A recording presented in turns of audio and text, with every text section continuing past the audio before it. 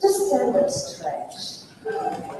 You don't have to stand. Some people sitting at the back or up in the balcony, you're thinking, you know what?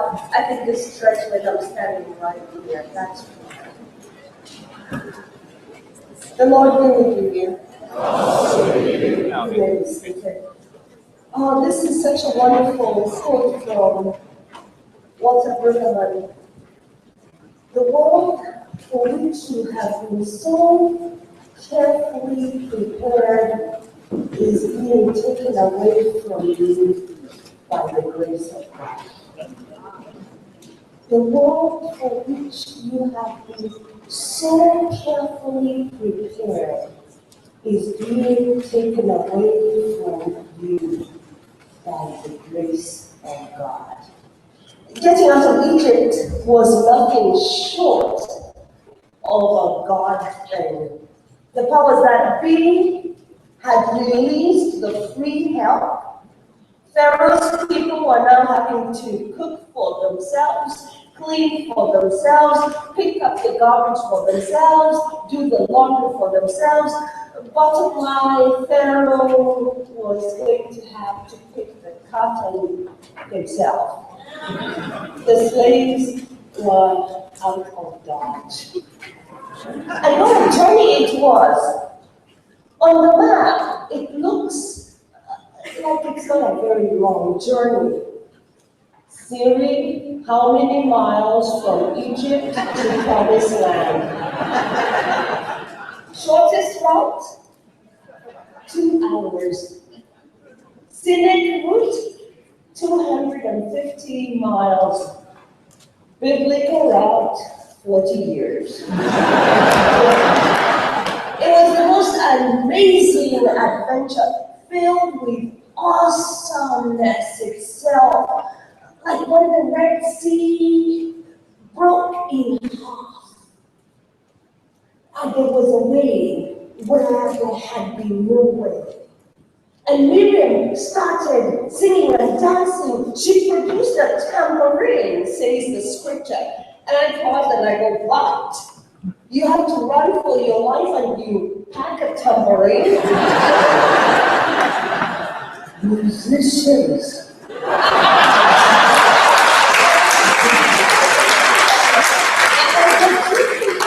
The GPS was God's self. Pillar of cloud by day to lead them on, and a pillar of fire by night to give them light. And God was their chef. Step aside, Chef Boyardee, we're doing Chef God. And they got the same stuff, basic stuff. They kept saying, what is that? What is that? What is that? The Hebrew word for what is it is manna. So they started calling God's cooking manna. It was an amazing adventure. It was also a wearisome adventure. Those Hebrew children worked Moses to his last nerve. They complained and grumbled and threatened to rebel. It was worse than church when a woman pastor is appointed senior pastor.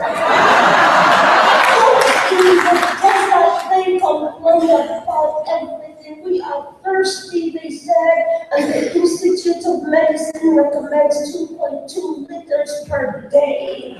They complained about everything. The food, they say, is worse than prison food. Freedom is overrated. I used to eat better than this when I was a slave. And they were getting sick and tired of tambourine music everywhere. They probably said, where is Mark Miller? Why couldn't Mark Miller be born for a time like this? And then they got rules. They got rules and they went crazy. Here they were, they thought that freedom meant you could do whatever you like. And God kept it simple. You got 5 do's and 5 don'ts. 5 on how to be in relationship with me, says God, and 5 on how to be in relationship with one another. Capiche? What is there to you? Those rules were not intended to be party poopers, I'll tell you.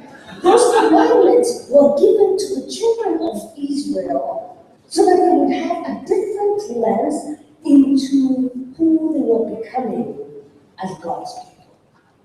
So that they would not just take up Pharaoh's laws and end up making the promised land nothing more than the new and improved Egypt. When they reached the bank of the promised land, they sent spies over to scout the land. 12 spies. The 12 spies came back and they had reports. 2 of them reported, let's cross over. And 10 of them reported, there are giants in that land and we have no ammo except a tambourine. So let's back off. And I suspect they said, backing off is doing God a favor. You see, if we die, God will have no people to be God's people. And I imagine they said, let's protect God. And I suspect they might have said, we're doing this because we love God. Imagine if we have a face-off with the giants, and the giants smush us like mashed potatoes. Imagine how bad God will look. So someone said, perhaps, I have it. Let's write down facing giants is incompatible with desert teaching. And they said, let's take a vote. Now, I suspect the worst thing that happens to God's people is around voting. The vote was taken. Shall we play safe and trust the God who rolled out the Red Sea like a scroll and cross over? Or should we trust our slave mentality that tells us to stay out of the giant's way? The votes came in 2 to 10. Caleb and Joshua voted, let's cross over. And 10 anonymous voted, desert is better than the rest. And so the children broke camp. And rather than going forward into the promised land, they put on the reverse gear and went back to the wilderness. And that was the craziness that played on the divine's last nerve. Yahweh was so angry at this faithlessness. Yahweh decreed that the children of Israel were to wander in the wilderness for 40 years, wandering in the desert they had chosen for themselves, until all of them in that generation, save for Caleb and Joshua, all of them died. Only the children's children would enter the promised land. And you know what? I get it. I hate to say this, but I get it. I get it that it takes 2 hours to get your body from Pharaoh's land to the promised land. But it takes 40 years to get Pharaoh's thinking out of your head. Conversion does not come with one sermon, thinking that you just pray and that's it. Conversion takes someone who will preach and say the same truth over and over later you go, I got it. And I know some of you are doing the math and saying 1972, we are over the 40 already. And off they went back into the desert, 40 years. This was not just a journey for the body, it was a journey for the soul, for their identity. It takes a man to take a free Hebrew out of Pharaoh land. It takes 40 years to take Pharaoh land out of an ex-Hebrew slave. When you have been a slave as long as they had been, you begin to police yourself. And just like Pharaoh defined what it was to be human, the Egyptians say Pharaoh were more human than Hebrews, that being human came in two categories, us and them. And so God had to undo Pharaoh's thinking.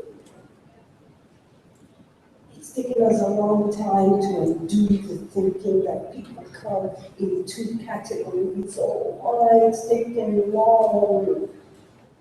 It's taken long even for me to understand that humans are just as amazing as God is in our diversity, and you can't fall in just one of two categories, male or female. Gotta tell you.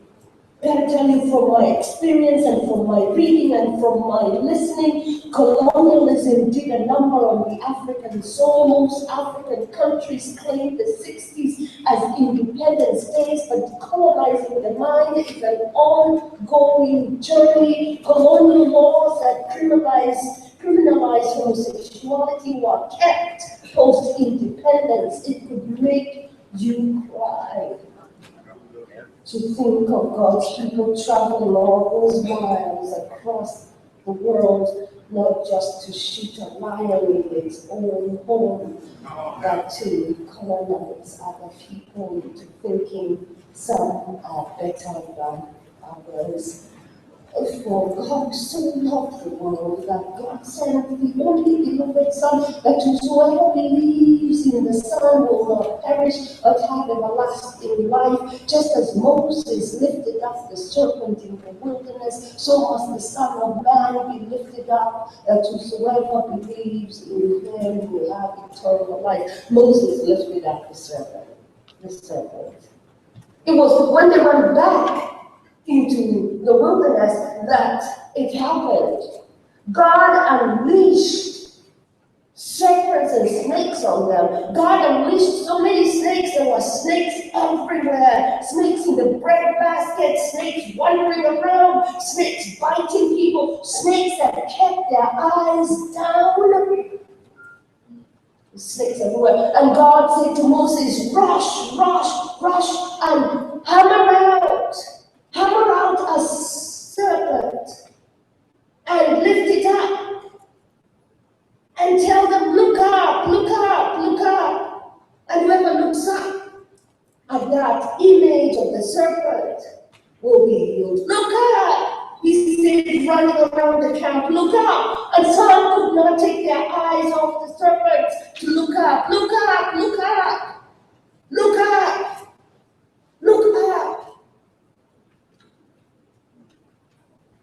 And those who looked up were healed. And then one by one, the children of Israel began to die a whole day, if nothing else. And their children's children came to the shores of the Jordan again. And they sent spies over to scout the land 40 years later. Here we go again, fingers crossed, spies go across. And they meet someone who lived in a hole in the wall. Literally, a hole in the wall. Her apartment was in the wall of the city. And she helped the spies, and the spies returned. And they said, we got a helper. Someone a little bit different. And they say, a giant? And they say, worse. Who? Someone unclean. Unclean? Unclean by our standards. What do you mean? A prostitute? A prostitute? Seriously? God is going to give us a prostitute as our guide? Yep. And it gets worse. It can get worse. It does. The prostitute is going to be in the family of Jesus the Messiah. Shut up!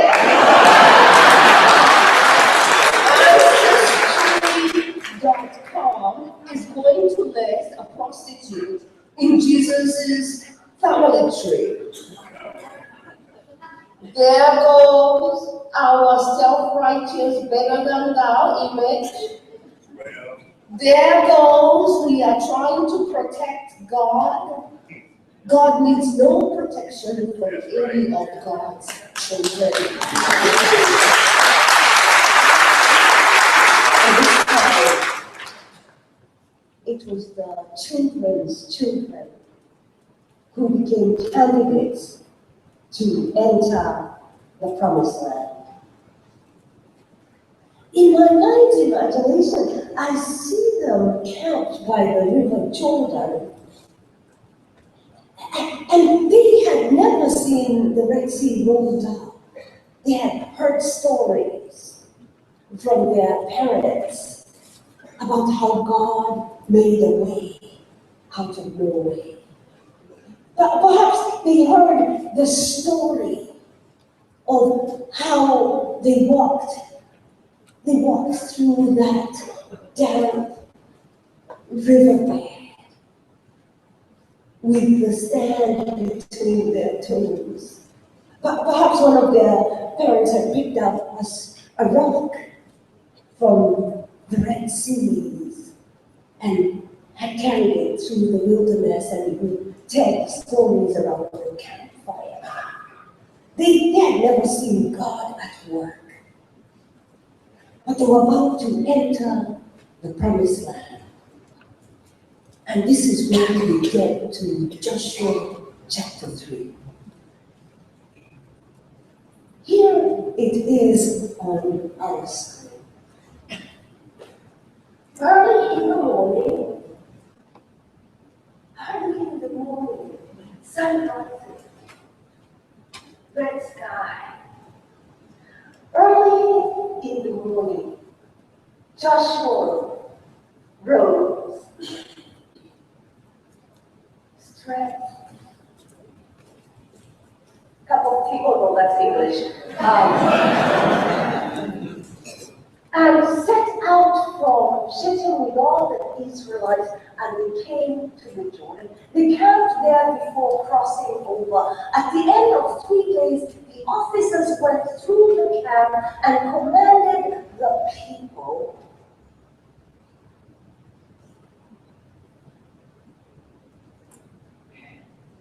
When you see the ark of the covenant of the Lord, your God, being carried by the Levitical priests, then you shall set out from your place, follow it, so that you may know the way you should go, for you have not passed this way.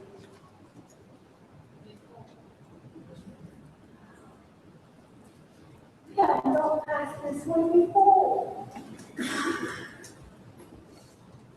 But you just want to sit there for about a day thinking about that. With that time of history, we have never passed this way before.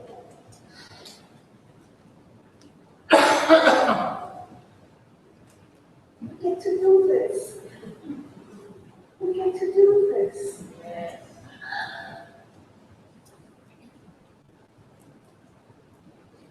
Yet, there shall be a space between you and me, a distance of about 2,000 cubits. Do not come any nearer to it. Then Joshua said to the people, sanctify yourselves, for tomorrow the Lord will do wonders among you.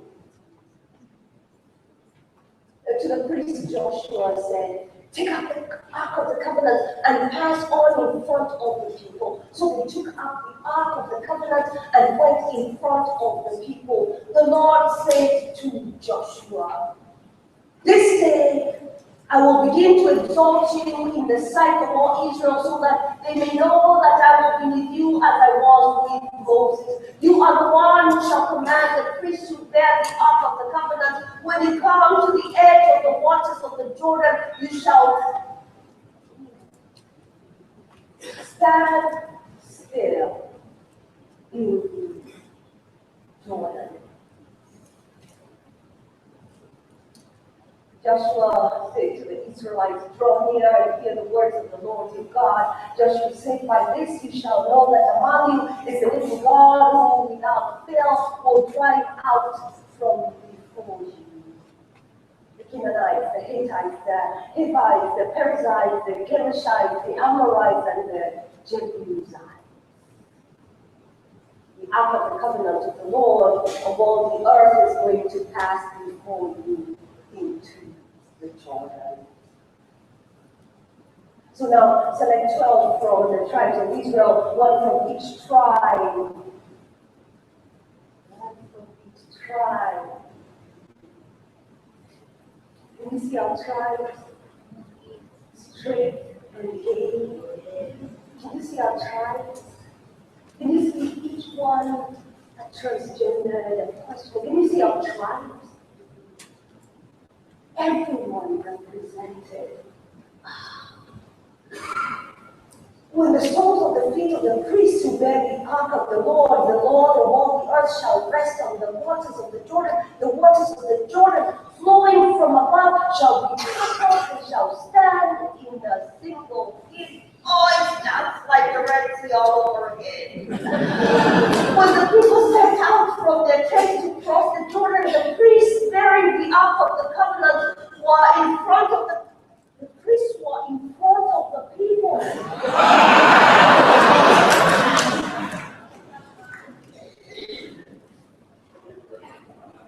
That's me. So what am I doing behind everybody going, I'll catch up, there's no more. I'll catch the wind and see which way things are going. When I look at my job here, going ahead. It's gonna happen, Lord. Going ahead. Now, the Jordan overflows all its banks throughout the time of the harvest. So when those who brought the ark had come to the Jordan and the feet of the priests were bearing the ark were dipped in the edge of the waters flowing from above stood still, rising up in a single heap far off at Adam, the city. So wait. So it's when the feet of the priests who were ahead dipped into the water is when the waters separated. Wait. So that's why this water of hatred and anger is having trouble separating because the priests are you.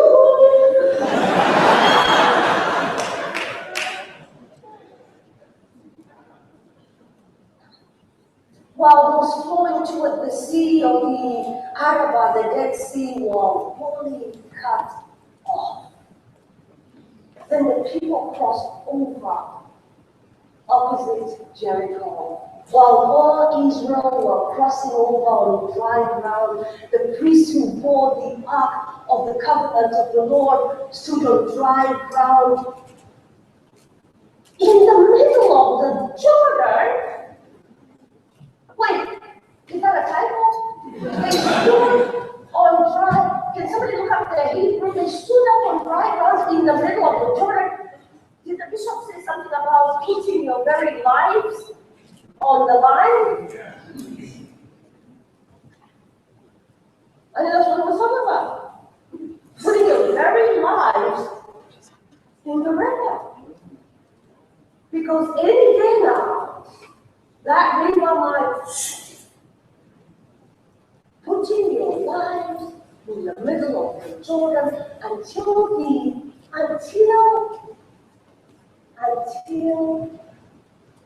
entire nation finished crossing. Until we're going to be there the whole day. Until Nicholas's friends crossed.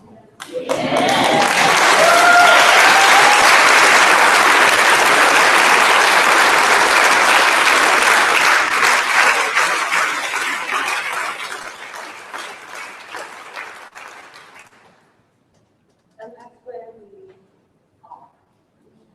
I know we can't always get to the promised land, but we're waiting for the priests to get to the river. And we're waiting for all of us to be brave enough to stay in the middle until everyone has crossed.